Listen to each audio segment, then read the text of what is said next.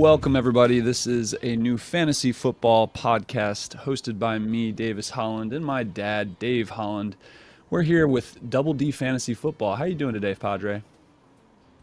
I'm doing wonderful. Very excited to do our pilot episode Yeah, today. it's been a long time coming. A lot of preparation, a lot of years of, I guess, this incubating before we actually got down to the nails, the brass tacks, if you will, to get this going. Yeah, we've definitely been talking about this for a while, and the time has come to go ahead and try to share some of our ideas with everybody Yeah, it was else. time to pull the trigger. We got that father-son relationship and partnership going. It's been a great way to keep in touch with you after moving out of the house and all the post-COVID weird things that were going on. Fantasy football's been that glue, and I really hope that this is another piece to that and maintaining that like long distance tight relationship and talking. Of course, we don't want to talk besides football because we're men, but got to keep that glue, right? Yeah, I think the couple driving forces behind us doing this are, like you said, to kind of keep the father-son relationship together. I coached Davis in various sports for a long time, and that once that all ended, this has been a great way to kind of fill that void where we can do something together that's competitive, and we can collaborate. So we hope to share some of our ideas of how collaboration really works out with fantasy football. The whole process kind of started in a weird way because I started doing fantasy football back in the 80s, on and off. I've done it since then. I had not done it for a while, and Davis came to me one day, and some of his friends had asked him to join a fantasy football league. And I said, "Great." He goes, "Can you help me out? I know you've done it before." I said, "Sure." I said, "When's the draft?" And he said, "It's going on right now." So we pulled it up on the computer, and it was the beginning of round four, I think. And so we finished out the draft together. And after that, I was kind of all in at that point because I got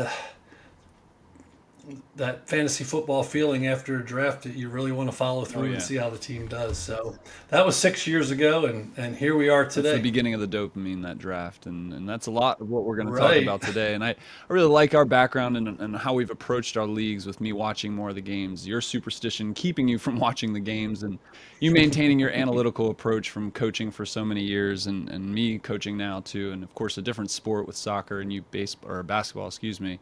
But yeah, good background. It's done really well for us. We've had some success in our fantasy leagues, and we really hope to share that with and through this podcast with whomever might be able to and might actually listen to it. But we'll see. But that wisdom of the crowd approach is great, and I think we've got some good content for everybody and those that want to listen. We hope to be efficient and just collaborate, or rather corroborate all those different sources that you're reading and analyzing. And of course, I'm doing my end of watching the games, analyzing and reading sources too, and bringing in all those alternative sources to help make it easier for our listeners to get those winning tips and strategies and just give them an edge over their league mates. Let's move into the first topic if you're ready. Get into draft player preparation and general draft prep.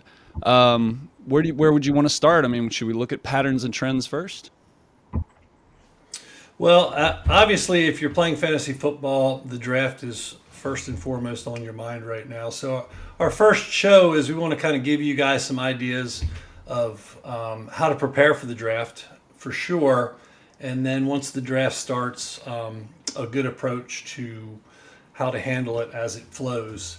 The main thing right now, as far as preparing for the draft, is the obvious thing. You have to prepare. You can't just show up for the draft. There will be people in your league that just kind of, the first time they think about fantasy football is the day of the draft, and they just kind of wing it. And, you can do okay then, but the more work you kind of put in at the, before you have the draft, the better. And that has to carry through during the entire season. So the first thing, obviously, is preparation.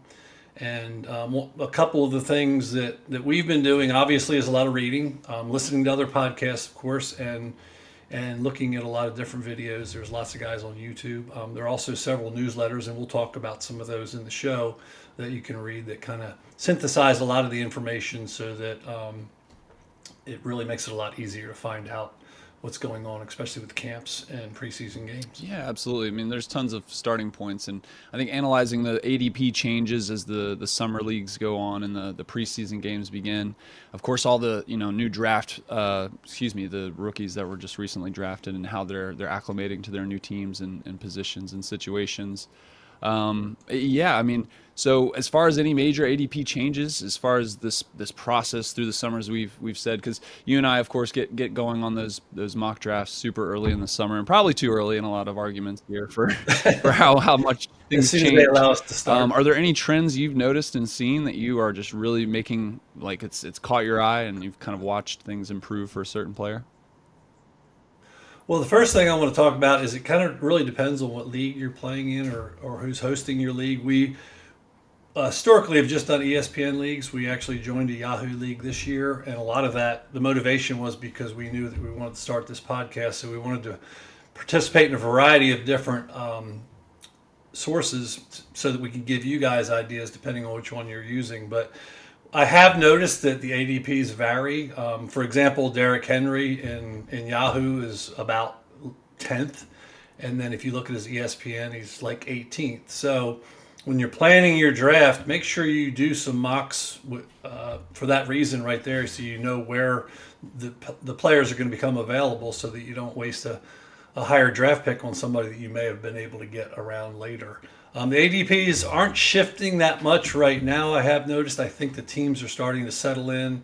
The reports are coming out of the camps, and we're getting a better idea of who the main guys are going to be and where the injuries are.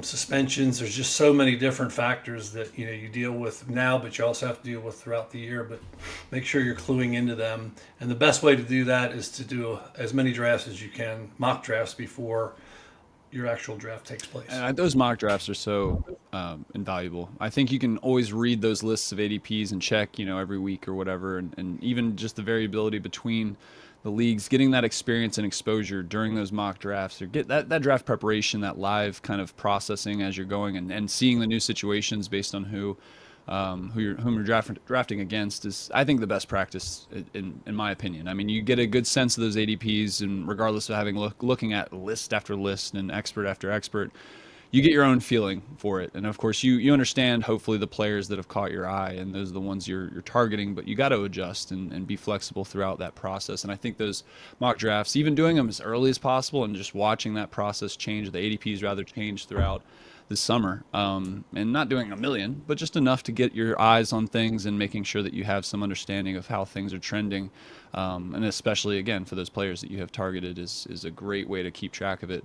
And you got to have your experts take, I suppose, but I think that live process just gets you ready, and you're on your toes for what shifts and pivots you want to make depending on what your league mates decide, and that might Right. ADP may not matter at that point. Yep, and we'll talk about that in just a second. But yeah, the expert, I put that in quotes because everybody thinks they're an expert. Definitely listen to the different sources, but ultimately you have to kind of make up your own mind. And we're going to talk about some different ways that you can do that. One of the first little tidbits of information I want to throw out there today is I think coaching changes play a big part in the offenses of teams, and you really want to try to get high-powered offenses and players on those teams. And a lot of times everybody looks at the head coach. I think one of the things you really need to take in consideration is the offensive coordinator, because they're the ones that are setting up the offense. They're calling the plays. Are they going to be They're run using those heavy? weapons. Are they going to be pass heavy?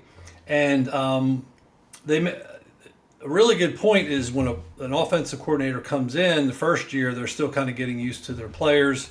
And then after a year or so, they've kind of got a better idea of who they have. They can bring in some other guys that will fit better into their system. So that second year is a big breakthrough year. I think we saw that with the Ravens and the Bills and the Broncos last year. And just some quick teams that maybe keep an eye on this year as you're drafting. Zach Robinson for the Falcons is in his second year. We know the Falcons have really loaded up on their offensive capability. Michael Penix is looking really good so far. And I think Drake London's somebody that everybody should kind of keep in mind as Love they the Drakes. draft. I really like his possibilities here in his this year. Another one is the Panthers. I know the Panthers are not traditionally one of the better teams, but their offensive coordinator is in his second season as well. And Bryce Young really started clicking at the end of Yeah. last year. and they've definitely brought us. They brought Ted McMillan in, who's a strong rookie wide receiver. So we'll see how they do. The Chargers as well have a second year offensive coordinator. I love Justin Herbert, but he's kind of been stuck in a system where he really hasn't been able to flourish. But maybe this will be the year. I know they are kind of run heavy. And then the last one is the Washington Commanders. Cliff Kingsbury's in his second year. That's a pretty powerful offense. I know Terry McLaurin's still holding out, but we'll see if Debo can come in and make a difference there. Yeah, I think all those teams have a lot of upside, hopefully, to present themselves. Carolina saw their stride kind of getting going there, and that cohesion between the offensive coordinator, head coach as well, and then the offensive weapons they have is incredibly important. So that second year point is definitely a good vibe to be detecting as you're going into these seasons. And I think there's a lot of exciting teams, like you've listed a number of them that are not necessarily the Eagles or Bills, but they're going to be teams that have weapons and are going to be moving the ball and have players that are hitting their stride or hopefully getting more comfortable in the league.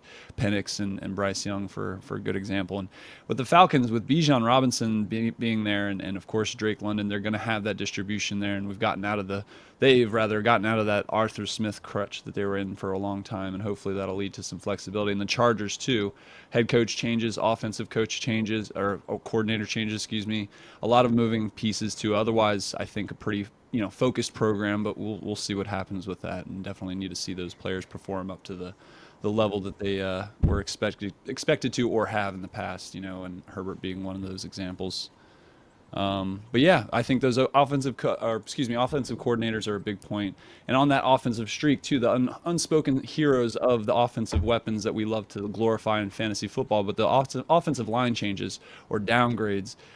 We saw, I mean, Barkley was a great example last year of just benefiting and outright talent in his own right too. Don't get me wrong, but the offensive line being so well organized, run heavy team that focused on it and exploited it in their opponents. That's one great example last year. Who do you have your eyes on with offensive line changes this year? Yeah, I mean, the first bit of homework I would give our listeners is to look at a list of the top offensive lines. They're starting to come together. A lot of times you don't know that ahead of time, and I think as the preseason plays out, that's going to change. Injuries. I know that the Chargers had one of their main offensive guys got hurt, and offensive lineman got hurt, and he's going to be out. But yeah, that changes a lot for their running backs and the protection for the quarterback. But definitely, that's one of the things we research a lot before we go to our draft is we look at, okay, what are the top offensive lines? Because they're the ones that, as Davis said, it's a great point, are opening the holes for the running backs and giving that quarterback time to find his receivers. All right, so you want to jump into some of our draft strategies here? I was going to say, getting guys? all this information, how we're gathering it, I think is a great little segue here. Mock drafts, we've already talked quite a bit about, but are there any YouTube analysts or specific newsletters that you're receiving to get this helpful information? And I know we're collaborating on it, but I'm just curious for our listeners. Right. There's a bunch of guys on YouTube. I don't really want to throw any of the names out because I think they're all okay. Everybody's got an opinion. I just listen to them just to see, how their thoughts compare to mine, and just start to try to find consensus. I think is the main thing. I don't think anybody's an expert on fantasy football. We're going to be right a lot of times, and we're going to be wrong a lot of times, and that's just part of it.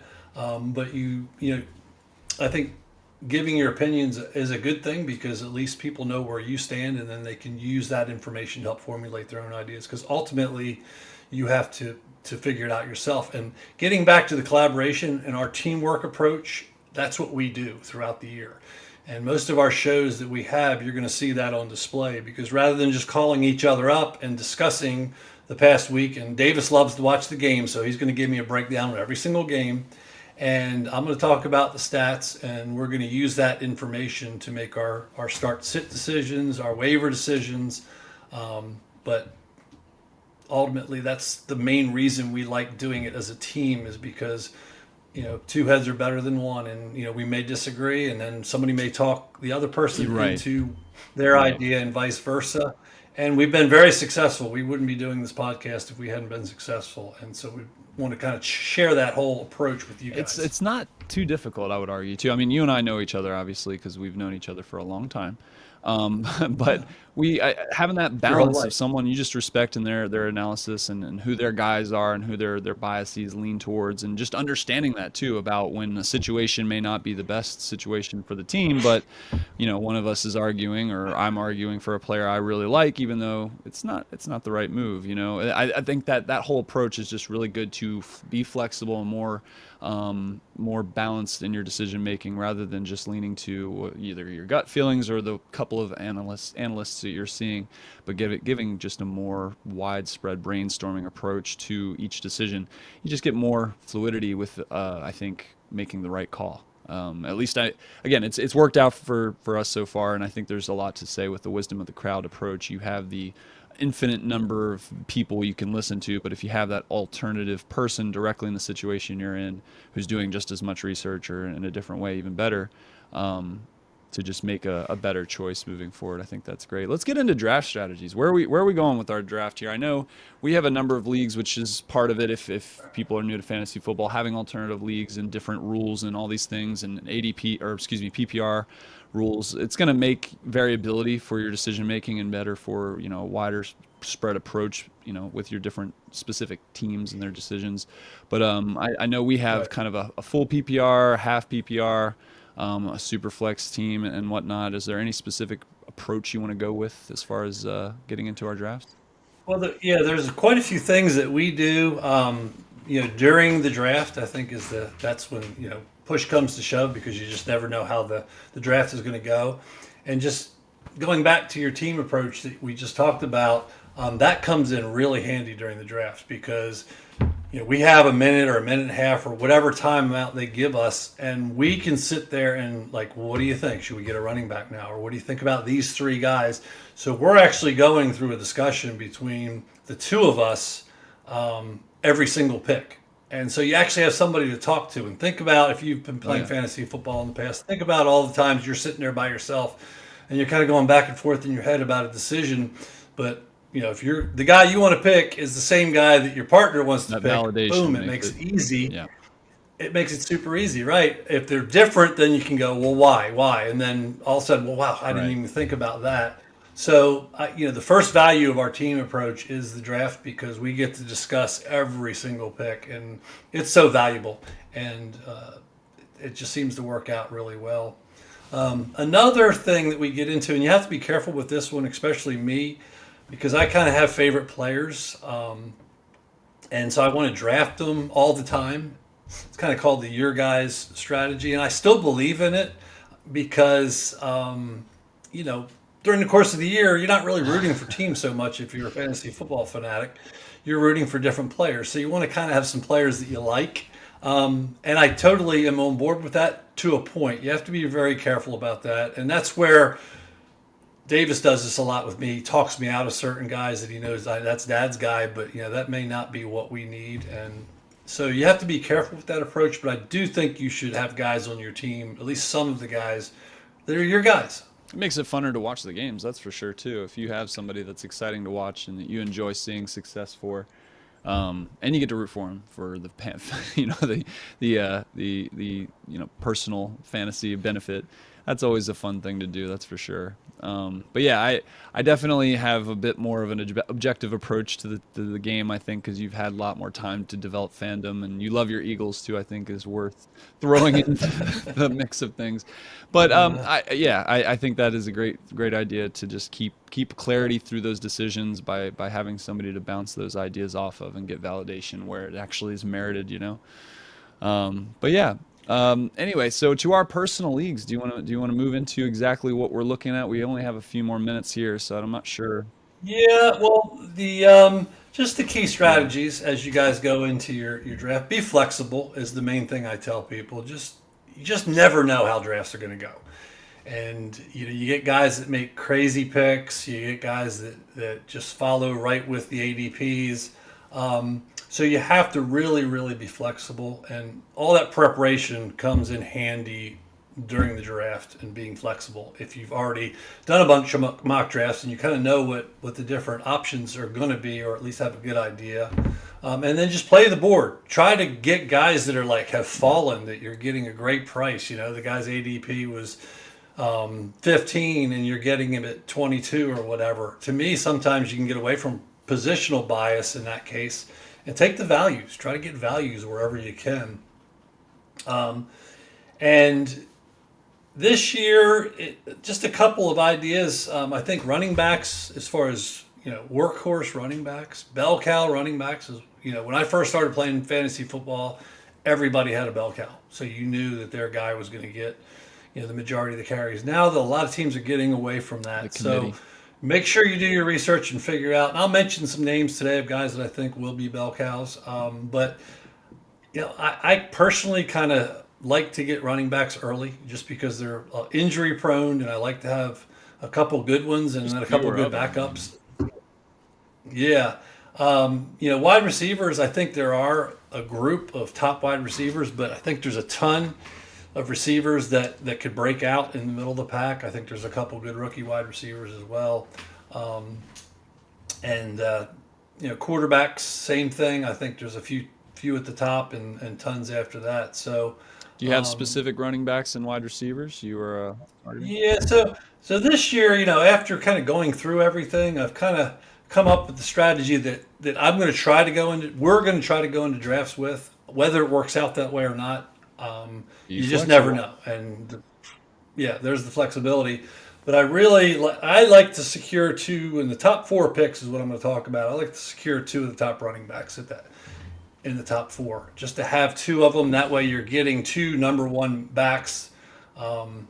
The ones that I had on that list. I mean, these are all obvious if you guys have done your homework. But obviously the Barkleys, Bijan, Gibbs, Henry, McCaffrey, Etienne, Genty, Josh Jacobs, Chase Brown, Taylor, Bucky Irving, Walker. I have him on here.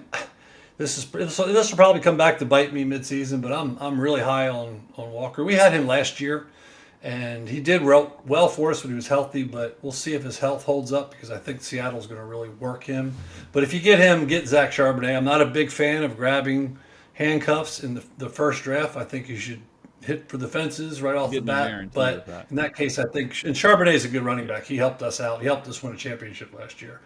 I'm excited about Amari and Hampton for the Chargers. He's a rookie. I think they're going to run the ball a lot. You got Kyron Williams. I see Cook signed, so I'd put him on that list. And Brees Hall. And then the old guys, Alvin Kamara and James Conner. We had both those guys last year, and they did real well for us. Very surprising, both of them. Yeah, and I know Davis isn't very high on either one of those guys this year, so we'll see. But if your RB2, it's not the end of the world. So try to grab two of those guys and then get that solid number 3 in the middle rounds. One of the guys I have high hopes for is Isaiah Pacheco.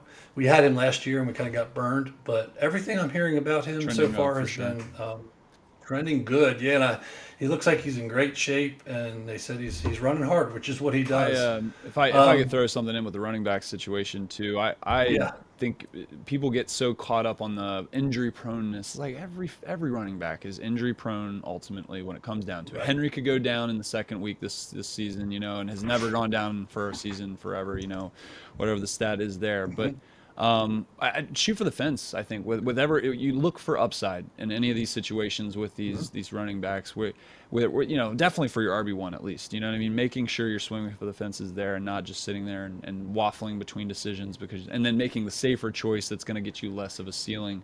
You got to shoot for the championship, and especially in those early rounds with the running back and being such a position where it's just a crapshoot as far as whether or not they're going to have longevity. Yes. Shoot for the fence. The Christian McCaffrey argument comes to mind this year, and everybody's very, very touchy about his health and age too. But it's a great situation. We've seen what he's done, and I think that there's a lot of reflection in his ADP, and whether or not it's too steep for you is a different choice. But yeah, I mean, whoever picks him this year, it's going to be boom or bust for him. Just like any other. It's quite the lottery pick right there, one way or the other. But I totally agree, and that's why I kind of like getting running backs early and often because of the injury risk. And you're right, every single running back. We've had Barkley a few years, and he's gotten hurt. So you just never know. So if you have a little bit of depth there, you're good.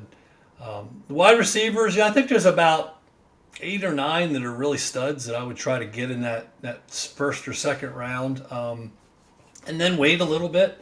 I wouldn't be in a super hurry after that. It just seems like there's so many guys that are good receivers or could break out.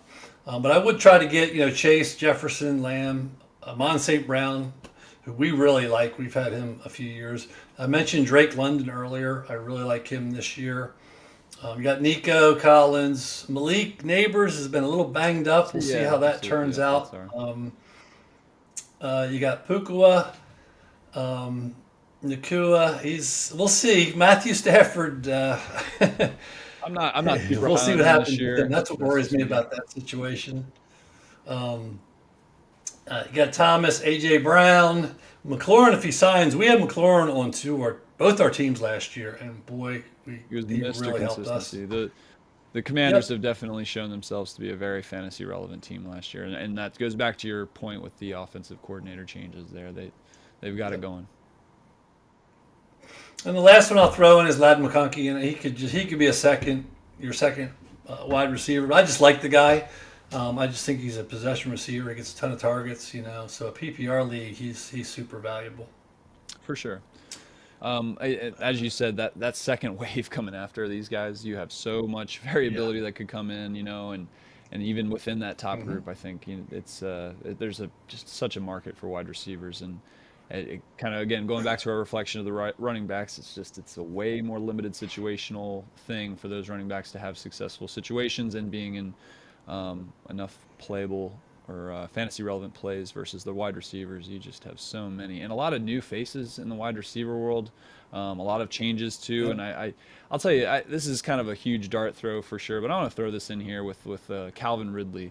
I want to just throw that in. The Titans, I'm a stan here. I'm going to throw that in there too. I'm living over here in Nashville, but I really do. I'm excited about seeing potential, movement of that ball on the side of the Tennessee offense, and Ward's going to be a huge help with that. And Calvin Ridley, he's back in the season, getting back in his groove, and being on a team now for 2 seasons in a row. I'm really excited to see what that whole team does, but that receiver situation for them especially, and of course their quarterback play. Oh, I totally agree. I would love to leave every draft with Calvin Ridley. I think he's gonna have a good season. If you can get him as your wide receiver too, I think man, you're flush right there. I agree. His ADP is awesome. He's in a really good Yeah, situation, and like you said, we're hearing lots of good things about that for offense. sure. What about quarterbacks, Pop? Tight ends? Yeah, quarterbacks and tight ends I kind of put together. Short list. If you've done mock drafts, Short you list. know that there's about 4 or 5 quarterbacks, and a couple tight ends that really stand out. I can name it's Lamar Jackson, Josh Allen, Jalen Hurts. The big Everybody knows five. Jaden Daniels, and you got to put Burrow in with that group. I think Burrow having Chase, he's gonna score a ton of points, even though he doesn't run that much. And then there's 3 tight ends I think that stand out: Bowers, McBride, and Kittle. And our plan going into drafts is to try to get one of those. Either get a top tier tight end or a top tier quarterback, and then wait. I think you can wait to the eighth, ninth, 10th, 11th round, to be honest with you, to get your quarterbacks or tight ends if you did not get one of those guys. And what I always like to do is leave with 2 of them. So if you didn't get a quarterback, get 2 quarterbacks later. Get Dak Prescott and Drake May or something like that, or whoever. And hopefully one of those 2 guys will pan out. I think there's so many players in that range that have the potential to be QB1s this year. Grab 2 and see which one works out. And the same thing with tight ends. There's tight ends they're just so hard to predict. And grab 2 later and see what happens. Yeah, A totally crazy name to throw out is Zach Ertz. He may not even get drafted in your league, but he is just one of those guys that knows how to play football, and he's in a good situation, especially if McLaurin doesn't come back. And he's basically free in fantasy football and somebody you can pick up, and he may have a decent season. I think he's going to get some targets. He knows how to get open. So after the first 4 rounds, you just kind of have to go with the flow. You can kind of script the first 4 rounds if you want. Think about which guys you want to get, but But I think that's a solid strategy because those first 4 picks, you've got a nice base to work off. And tight end and Get best player quarterback, they're available they're after very that. aligned in I think the saturation and how much you're going to get out of the picks in the ADP or the draft. The round that you're gonna take those guys for. You can either lean into those elite, top couple, or take your dart throws later, and probably you'll be okay. Yeah. For sure. If I had to pick which way I would go, I'd probably get one of the top quarterbacks. I just think that they're a premium. I think those 5 really stand out, especially the top 4 because they all run. And then they're set and forget, and you don't have to worry about it. Tight ends fluctuate so much, and there could be some rookie tight ends. These last couple of years, rookie tight ends have led the tight ends in scoring.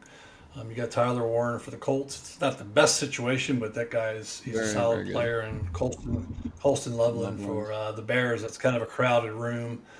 I'm not super high on Caleb Williams, but he's a heck of a player for sure. A lot of good options out there. That's for sure, and a lot of Yep. names that are as Ertz is a good example. And those guys are real late. Yeah. I mean, you can basically free. get them for nothing, 11th, 12th. And get a round couple pick. too in those later picks. I mean, they're sitting on your bench. You're going to play the waiver most likely those first weeks anyway. They're droppable. Yeah. They're droppable. If they're viable, they're viable, and they're gonna hopefully show that very early if they're brand new to a team situation. And a lot of this too depends on your league. Make sure you guys brush up on the rules of your league. How do they do the scoring? Not more than just PPR, non PPR, half PPR. Look at how many points they give or don't give for certain things. A good example of that is one of our leagues. There's a premium on kickers, and they give like a lot of points for long field goals, and they take away points if they miss. So that league, a lot of times I say you just wait till the end to get your kicker.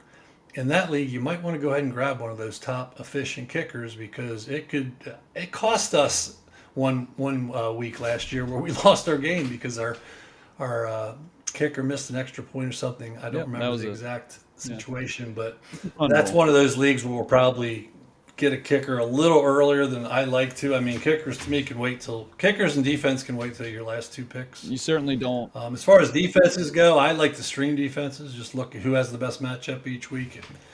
Some people just want to get a defense and ride with them all year. But look at their schedules and see who's has a lot of weak teams. And sometimes they got like 3 games in a row where they're playing weak teams. So grab them off waivers and stream. I think that's catching on more and more. If you're not streaming, you're dreaming. That's right. Um, And so I know there's some people that just wait on their defense and don't pick them in the draft. They just grab another position player and wait till the preseason ends and then pick up a defense right before the first game start. That way you have more players on your roster and you have more options to see who excels in preseason. That sounds good. Yeah, those are definitely the lower priorities, except for, as you said, those specific rule leagues that might have those fun little twists and turns that affect your draft choices and positions that you're leaning towards. I think we're running about out of time, but it should be worth noting what's coming up this season throughout the NFL time that we have together. Until next preseason, that is. We're going to have our weekly recaps of game analysis and just general what happened that week, injuries and otherwise. We'll have upcoming matchup previews as well and targets that we're looking for on that waiver wire. And that's something, of course, I think you'd agree is extremely important these first few weeks more than throughout the rest of the season, barring major injuries. We're also going to give you guys, start sit predictions and reasonings why we're going for those guys in general matchup situations as we get into those next few weeks. Do you have any final thoughts for our listeners? Yeah, one I'd like to emphasize is that waiver wire targets. That's I think you can win the season this year by just paying attention to the waiver wires and beating people to those pickups. But we'll get to those in our next shows. We hope everybody comes back to listen to our follow-up shows. We'll be doing one a week and hopefully give you a good rundown on what happened that week and what to expect the next week. So our final thought is if you want to win your championship, be prepared to put the time and effort in. If you truly manage your team, it will pay off. And that's what we do, and we're going to kind of model that management throughout the year, and hopefully it'll pay off for Just keep your everyone hands on the listening. steering wheel. That's right. All right, that sounds good. Until next time. Until next time, enjoy your draft.